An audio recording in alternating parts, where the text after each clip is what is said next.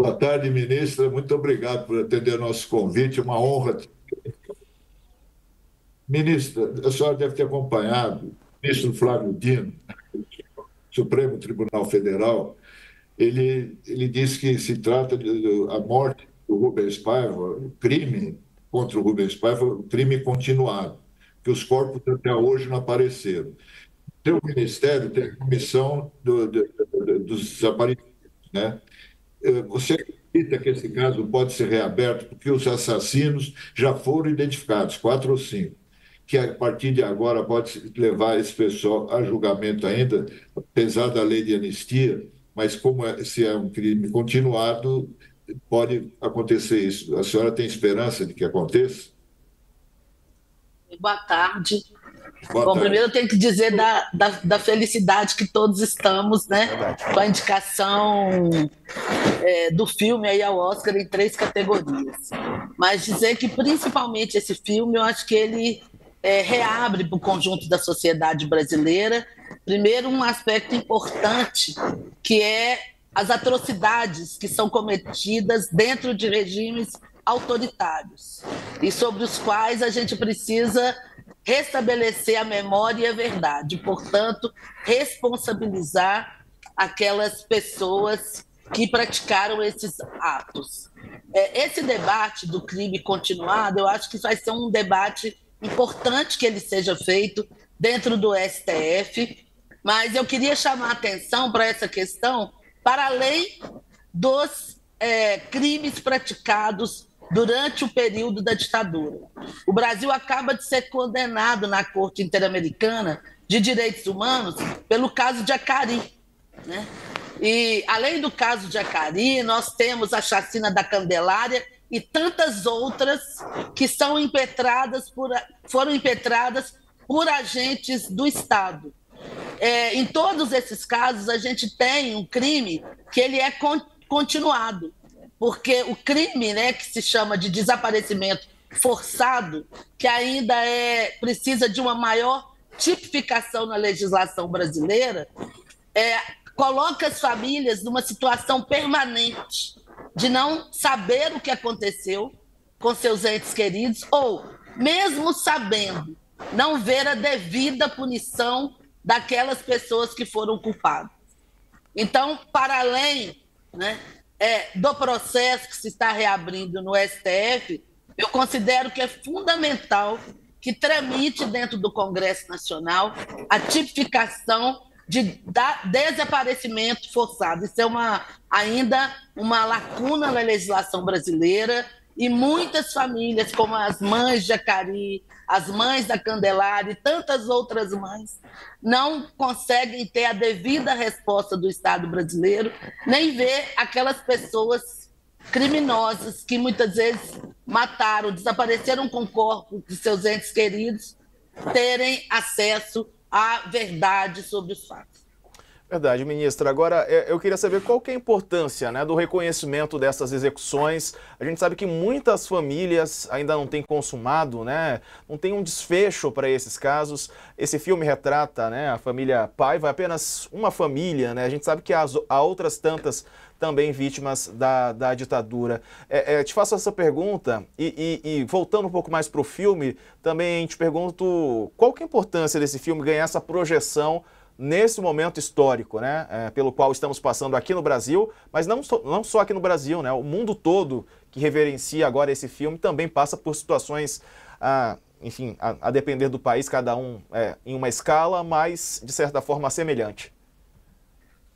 Bom, esse filme eu acho que ele é, antes de tudo, a história de uma mulher que não desistiu do ideário da democracia e lutou até enquanto pôde para fortalecer a democracia no nosso país e para que a verdade fosse restabelecida.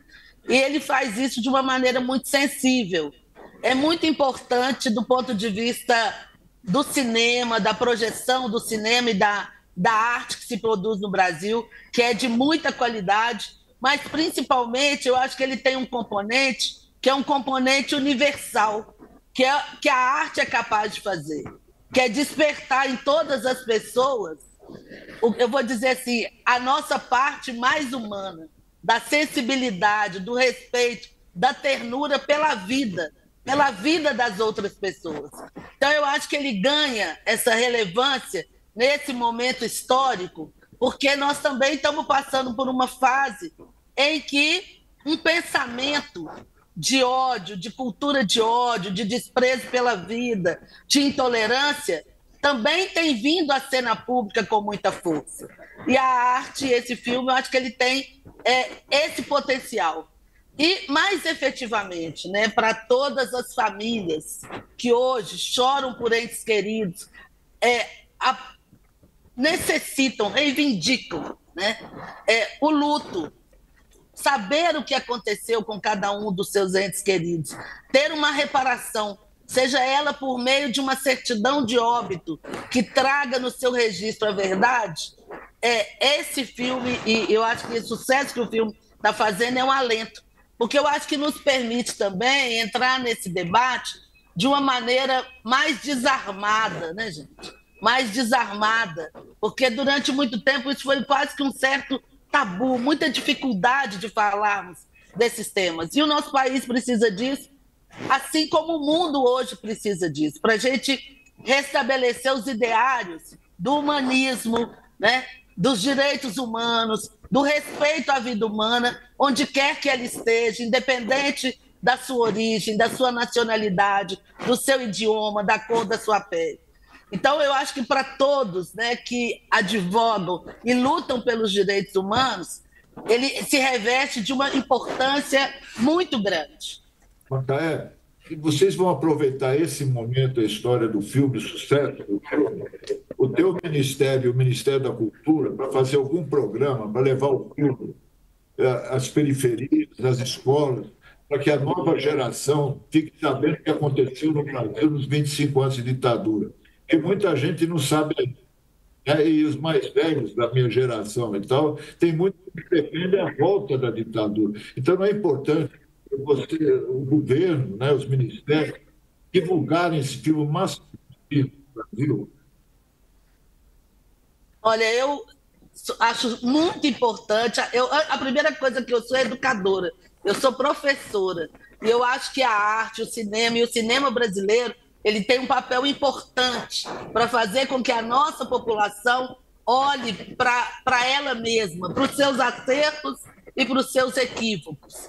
Então, eu tenho certeza aí que, com o apoio da ministra Margarete, vamos envolver o ministro Camilo, que é o ministro da Educação, para que a gente possa, né, no momento oportuno, a gente efetivamente avançar com a popularização, né, desse filme, mas também eu acho que é do cinema brasileiro. Eu acho que tem uma coisa importantíssima que esse filme está provocando também, que é a vontade das pessoas de irem ao cinema, de ver o cinema nacional, que nós perdemos muito, né?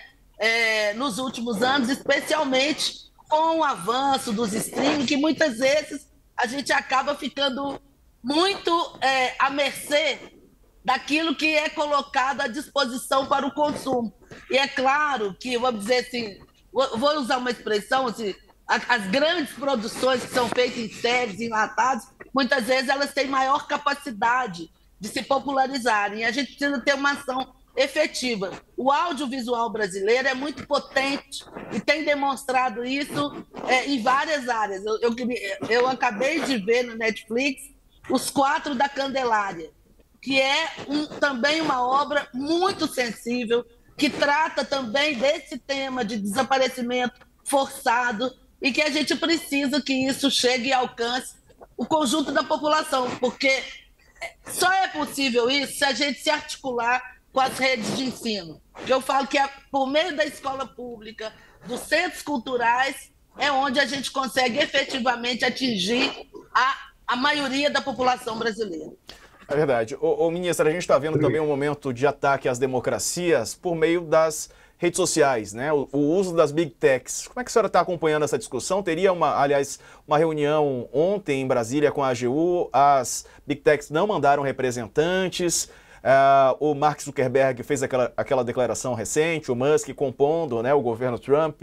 Como Como é que a senhora vê esse momento também na proteção dos direitos humanos, né? Porque a gente viu algumas questões envolvendo a população LGBT, envolvendo também outros pontos sensíveis, né? Ou outras minorias que perderam algumas proteções nas redes. Acho que primeiro, acho que o Brasil, nesse momento histórico, tem um papel importantíssimo no cenário internacional. Primeiro, da defesa da democracia. Segundo, da defesa dos direitos humanos. E quando a gente pensa, né, o que as pessoas querem fazer crer em torno desse debate de não acompanhamento, monitoramento das redes, de não checagem dos dados, é muito grave. Aqui no Ministério, a gente tem feito muito esse debate, pensando, por exemplo, a questão da proteção, da segurança das crianças e dos adolescentes no ambiente digital. É inimaginável que a gente ache natural que crianças possam ser expostas, por exemplo, a conteúdos de pedofilia, de prostituição infantil no ambiente digital, sem que o Estado brasileiro faça valer o Estatuto da Criança e do Adolescente. E os estados, eles precisam ser respeitados nas suas legislações. Eu falo, o que vale para o dia a dia, para o cotidiano nosso, nas relações humanas, tem que valer no ambiente virtual. O ambiente virtual não é uma terra, né? Eu vou dizer assim, uma terra estranha para estar fora dos parâmetros das legislações nacionais. Eu acho que é esse o debate que nós vamos fazer. É o debate da democracia, porque a democracia ela se dá dentro do Estado democrático e de direito, mas ela é conformada por uma legislação. É a legislação que conforma as nossas relações. E não é possível que essas plataformas pensem que elas não precisam responder a essas legislações. Por isso, eu acho que nós temos muita conversa pela frente, mas é importante que a sociedade brasileira esteja unida nesse momento, em defesa da nossa soberania, que é muito importante, mas fundamentalmente da proteção das vidas, da dignidade humana.